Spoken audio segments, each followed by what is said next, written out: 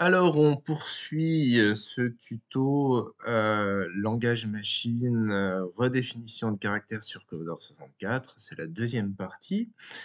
Dans la première partie du tuto, nous avons préparé les paramètres de la redéfinition de caractère en modifiant à la fois enfin 2 registres, hein. Le premier registre à l'adresse DD0 qui va déterminer le banc de mémoire alloué à la puce VIC2, mais également le registre à l'adresse D018, hein, toujours en hexadécimal, qui permet de déterminer au sein du banc de mémoire alloué à la puce VIC2 quelles seront les adresses de départ de la mémoire écran et des données relatives à la forme des caractères. Alors, également, hein, au cours de cette première partie, nous allons procéder à l'affichage de 50 caractères à l'écran, 50 caractères qui ont pour code écran 0 à 49, hein, vous vous souvenez, c'est une première ligne avec le caractère arrobase et A, une deuxième ligne avec le caractère B et C, ensuite D et E, et ainsi de suite. Donc on poursuit et on va procéder à la réalisation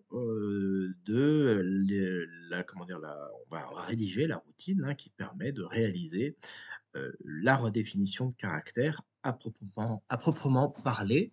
Donc, des 50 caractères qui sont affichés à l'écran. Alors, la routine que je m'y retrouve un petit peu, on s'était arrêté ici, à ce niveau de la routine, j'avais terminé par RTS que je vais supprimer. Et mon tuto commence ici. Alors, la première partie de cette deuxième routine, en fait, va consister à effacer le contenu des données relatives aux caractères, à ces 50 caractères affichés, hein. Donc, les 50 caractères, vous savez, les caractères sur le Commodore 64 occupent une matrice, de 8 octets, donc 50 fois 8, si je ne me suis pas trompé, si j'ai fait mes calculs correctement, ça fait 400 octets à supprimer. Vous vous souvenez que notre mémoire écran débutait à l'adresse 5000 en hexadécimal et ma mémoire caractère, en quelque sorte, c'est là où se trouvent les données relatives aux caractères, est à 6000 en hexadécimal.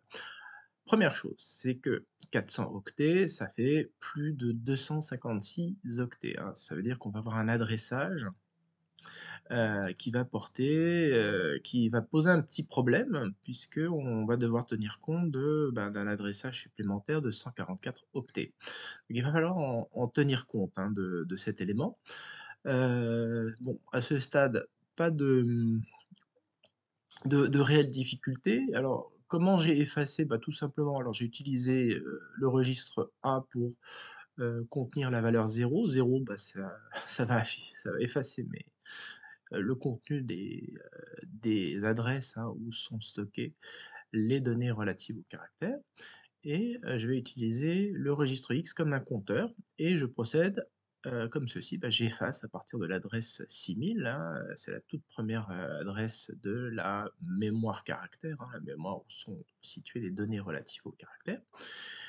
Et j'incrémente évidemment mon registre X à chaque fois et j'utilise une boucle, ce qu'il y a de plus simple. Et une fois qu'on a terminé, eh bien, je repositionne, je replace, je réinitialise mon registre X et je rajoute 100 en hexadécimal à 6000. 100, vous savez, c'est 256 en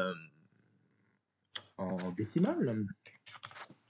Et ben, je repars pour un tour, avec une petite précision, c'est que je n'ai pas besoin cette fois-ci, de faire une boucle totale. 244 caractères me suffisent, heu, puisque 256, fois alors là, je me suis trompé d'ailleurs, j'aurais dû faire 144 et non pas 244. Alors 144, si vous faites 144 plus 256 et ça doit faire 400. Voilà. Hem, ouais, ce qu'il y a de bien, c'est que quand on explique le code, on se rend compte qu'on a fait quelques loupés. Alors ça n'empêche pas le code de fonctionner, hein, de mettre 244. Ça prend une question de précision et puis surtout ça va beaucoup plus vite évidemment. J'ai économisé, une boucle sur 100. Alors une fois qu'on a effacé les codes caractères à l'écran, hein, eh bien, on va procéder à, leur modification. C'est-à-dire qu'on va utiliser les codes, la forme des codes caractères 77 et 78, hein, qui correspondent, en PETSCII à 205 et 206. Eh bien, on va les copier progressivement dans les, caractères affichés. Alors d'abord, ça va être A et arrobase, hein, sachant que étant donné que vous avez, 8, octets, hein, 8 octets pardon, dans un caractère, hein, pour définir un caractère, ça veut dire que si je multiplie 78 fois 8, j'obtiens, 616 en décimale, ça fait 268. 78 fois 8, ça fait 624 en décimale, ça fait 270 en décimale. C'est-à-dire que, mes codes caractères correspondants donc à mes barres obliques, hein, à droite et à gauche, vont être situés, dans la RAM, la partie de la RAM, hein, qui concerne mes données relatives aux formes de caractères à partir de, en plus 268 et en plus 270, hein. Donc vous vous souvenez, ma, mémoire caractère, ma mémoire, hein, de la zone où sont situées ces données relatives au caractère est à l'adresse 6000, donc il faudra que je rajoute 6000 à ceci, hein, pour, déterminer où se trouvent les données, hein, qui m'intéressent, que je veux copier.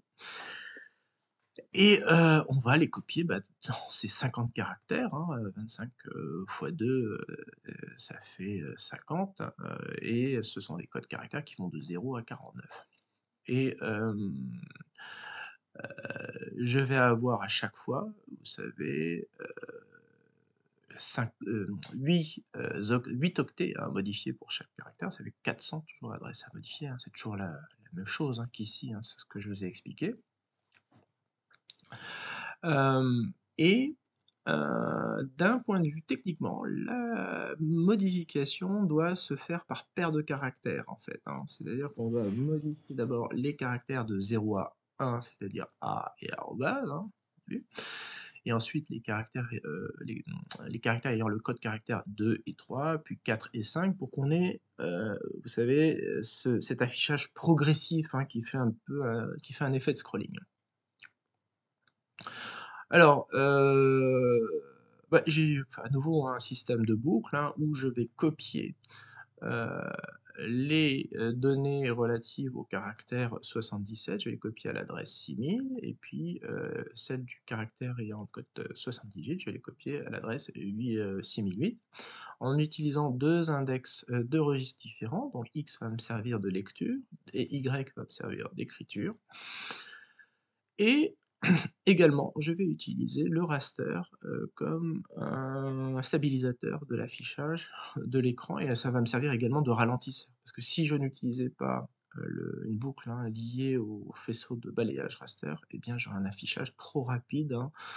Donc le raster va me permettre à la fois de stabiliser l'affichage, un affichage propre, hein, nickel, joli et en même temps ça va ralentir l'affichage, hem voilà, ça va faire ce petit effet que, vous voyez de balayage, tout doux, et lent. Et j'incrémente évidemment mes registres, Y et X jusqu'à ce que X ait atteint la valeur de 8, hein, c'est-à-dire qu'on ait copié l'intégralité des données, de la forme du code caractère 77 et 78. À ce moment-là, je, remets mon registre X à 0 et qu'est-ce qui se passe avec Y? Je ne peux pas le réinitialiser à 0 parce que si je le réinitialisais à 0, eh bien, on aurait une sorte de copie, sur copie toujours dans le même caractère en quelque sorte. Ce serait toujours dans les caractères 0 et 1. Donc j'augmente Y de 8, tout simplement, je fais une addition par 8 j'utilise, cette instruction particulière qui me permet d'aller assez vite, qui m'évite d'utiliser, vous savez, la pile du processeur, hein, donc je gagne en rapidité en utilisant cette instruction plutôt qu'en utilisant donc la pile du processeur. Et également, je vais décrémenter un compteur que j'ai utilisé, un compteur de boucle. Je vous en ai pas parlé, mais il est là, j'ai placé 15 dans ce compteur de boucle. Alors, il n'est pas en page 0 ce compteur de boucle. Si vous voulez quelque chose de beaucoup plus rapide, il faut mettre par exemple, FB ici et il faut adapter, vous voyez ici, FB ici, voilà. Alors, bon simplement je vais corriger parce que le reste du code utilise, comment dire? Cette valeur compteur, donc il faudrait que je fasse les adaptations un petit peu partout. Donc c'est un petit peu voilà, je vais pas le faire tout de suite pour que ça fonctionne bien, mais je pourrais, on peut s'amuser à le faire, plus tranquillement. Mais on gagnera, à peu près, si vous utilisez la page 0, vous utilisez un cycle par boucle. Hem Et donc je décrémente mon compteur et tant que mon compteur, n'est pas arrivé à 0, eh bien ça se poursuit. Alors, vous vous souvenez toujours, on a ce problème, de l'adressage 8 bits, hein, avec le processeur 6510, que ça fonctionne sur, 256 premières adresses. Et ce qu'il faut, une fois que j'ai atteint, 6000 plus, 256 adresses, c'est-à-dire 6100, et bien à ce moment-là, il faut que je refasse, alors soit j'utilise un système de code automodifiable, hein, je modifie ici, mais ça n'a pas beaucoup d'intérêt, soit je refais une autre boucle, c'est ce que voilà, c'est le parti que j'ai pris, hein, c'est de rajouter une nouvelle boucle. Donc, mais cette fois-ci, mon compteur n'a pas besoin, d'être effectué, 15 fois, vous voyez? Hem, il suffit que je le fasse alors 10 fois, donc ça va être un compteur un peu plus court. Et vous voyez ici, donc c'est le même code, hein, simplement la différence c'est que j'ai rajouté 100. 100, vous savez, en décimale, c'est toujours 256, hein, c'est l'équivalent d'un 256 en décimale et 100 en hexadécimal. Je vous remonte ici, vous voyez, donc 6268, pardon, en fait c'est ici, hop, j'ai mis un petit peu trop. Hop, alors ici, qu'est-ce qui s'est passé? Non, non, 240, pardon. En fait, c'est plutôt ça. Ma boucle s'est arrêtée ici à 240. Heu, hop, en fait, non, je vous ai dit une petite bêtise. Non, j'ai fait un plus 240.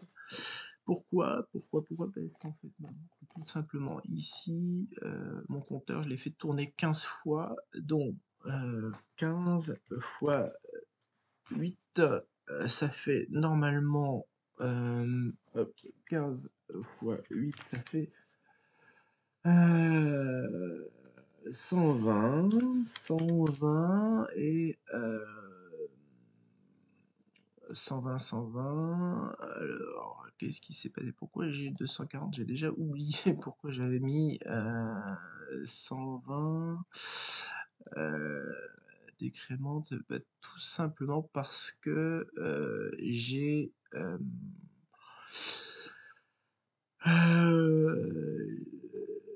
ouais, en fait, c'est parce que je modifie 2 adresses ici. Donc, ça fait 15 fois 8, mais,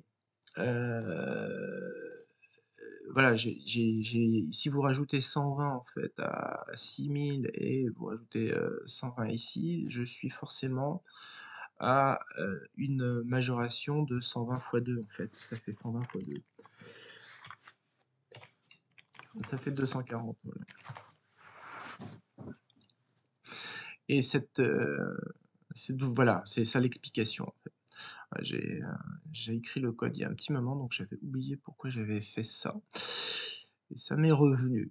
Donc, on fait la même chose, hein, pour, la l'autre barre oblique, hein.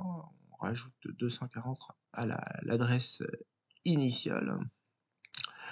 Hem toujours, bah, ce phénomène de boucle, un raster et on compare toujours x à 8 et ça tourne 8 fois et une fois que c'est terminé et bien, à ce stade-là, hem, la copie est effectuée. Donc, vous allez voir, on va ici rajouter un RTS et vous allez voir ce que ça donne. Alors j'espère que ça s'affiche chez vous également. Alors, il faut lancer les choses. Ouais, ça doit fonctionner normalement. Alors, heu, si je fais ça, voilà. Ah! Non, ça n'a pas terminé. Il me manque quelque chose. Et qu'est-ce qui me manque? Heu, non, bah oui, évidemment, forcément. C'est que mon RTS est mal placé, évidemment. C'est que j'ai dois ici. En fait, il est ici, c'est-à-dire que je fais toujours mon système d'addition, c'est-à-dire je rajoute 8, vous savez, à Y et je décrémente mon compteur et tant que ce compteur, n'est pas arrivé à 0, eh bien, eh bien eh bien, ça continue tout simplement, voilà. Alors, il y a une petite chose ici que je peux optimiser, je peux mettre, c'est ici copie 2. Je vais l'optimiser tout de suite et faire quelque chose de beaucoup plus rapide. En fait, je vais mettre mon RTS ici. Il est là, voilà. Donc je vais le relancer. J'espère que ça va marcher cette fois-ci. J'ai pas fait de bêtises. Vous voyez, ah bah oui. Voilà, ça fonctionne. Hop. Donc bon, là, c'est exactement la même chose hein, que dans la première partie hein, de la boucle. Bon, c'est pas forcément très, très, très beau, on peut faire un code beaucoup plus court, mais je pense qu'on voit bien ce qui se passe, c'est ça l'avantage et puis c'est rapide. C'est surtout, c'est que, voilà, quand vous avez, un code un peu développé, qui est pas forcément optimisé en termes de place et ben, généralement, c'est plus rapide.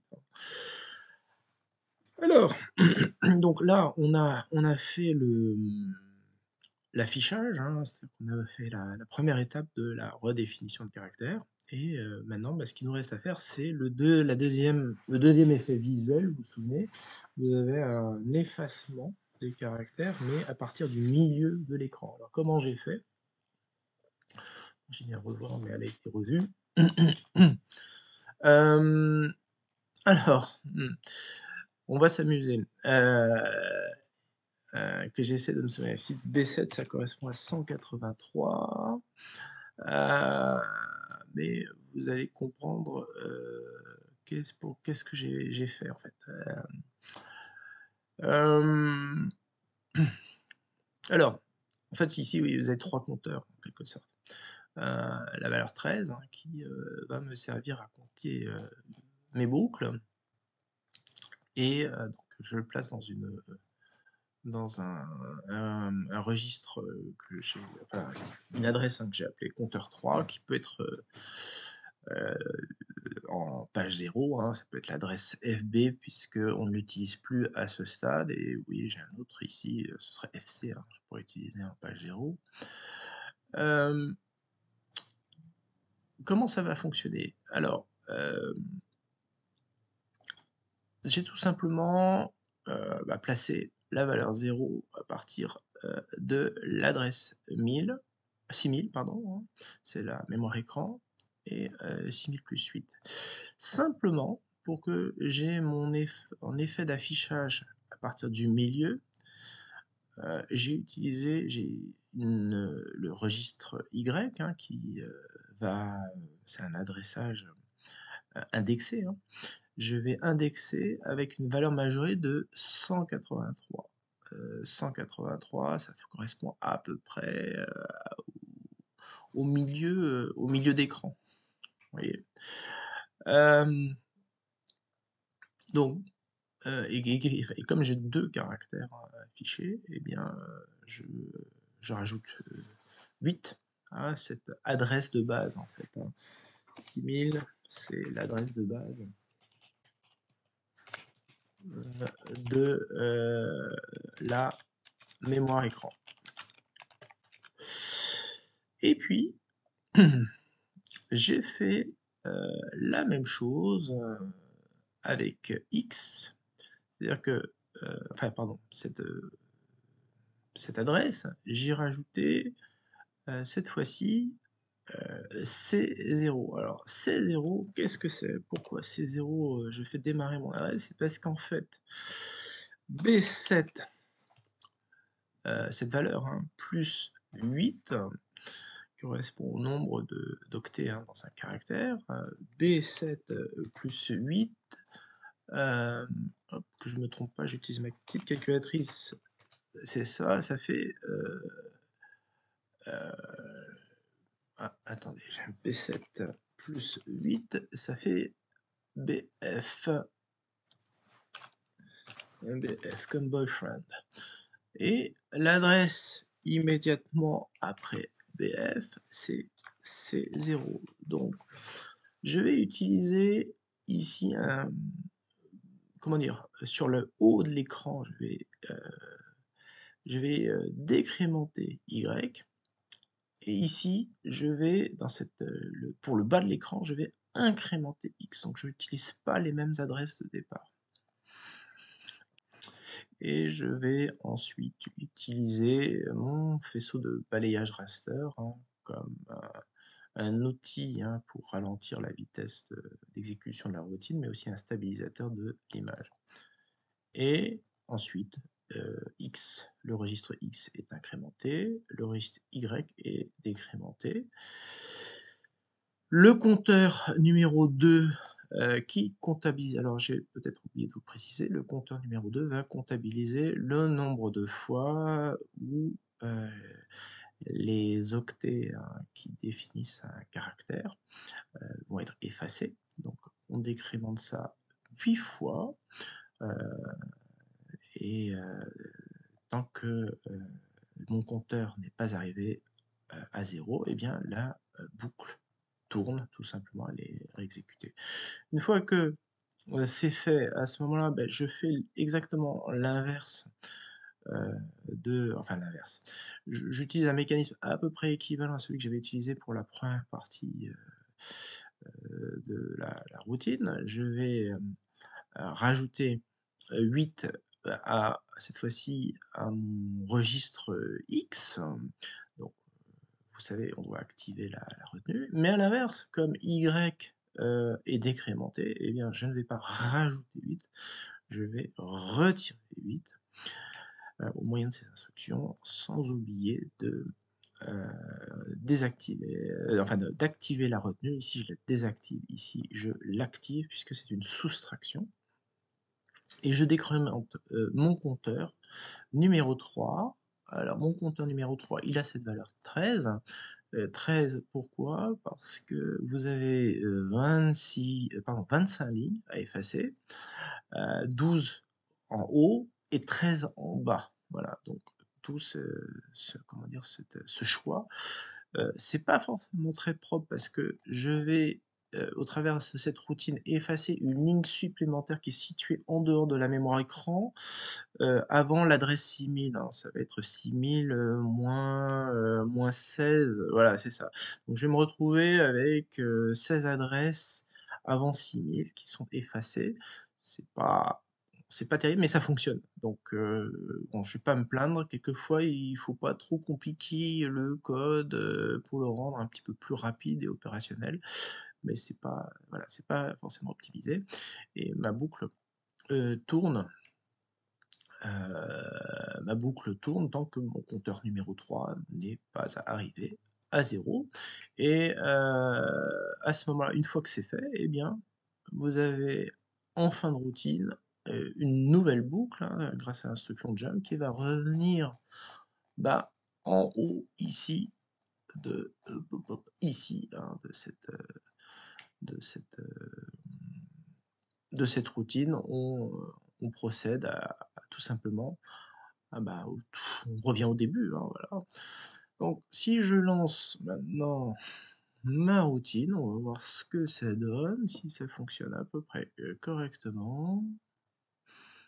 J'espère également que vous verrez les choses s'afficher chez vous. C'est comme toujours quand on utilise plusieurs, alors hop, ça a l'air de marcher encore une fois. 6 96 et voilà, ça tourne. Ça tourne bien, également alors il y a pas évidemment les sprites et la musique, hein, mais c'était pas un tuto sur les sprites et la musique, heu, puisque normalement si vous avez bien suivi mes tutos, sur l'insertion de musique SID, hein, vous devez en principe savoir comment ça se fait, comment ça fonctionne, c'est pas très compliqué. Bon si ça vous intéresse, je peux développer ce tuto et vous montrer comment, j'ai fait pour insérer, la musique. C'est une interruption. Voilà le secret et également le mouvement des sprites, hein, que vous avez vu les 8 sprites, c'est une interruption. Il y en avait que 8. J'ai pas utilisé ce qu'on appelle un multiplexeur. Ouais, je me suis pas foulé, je sais.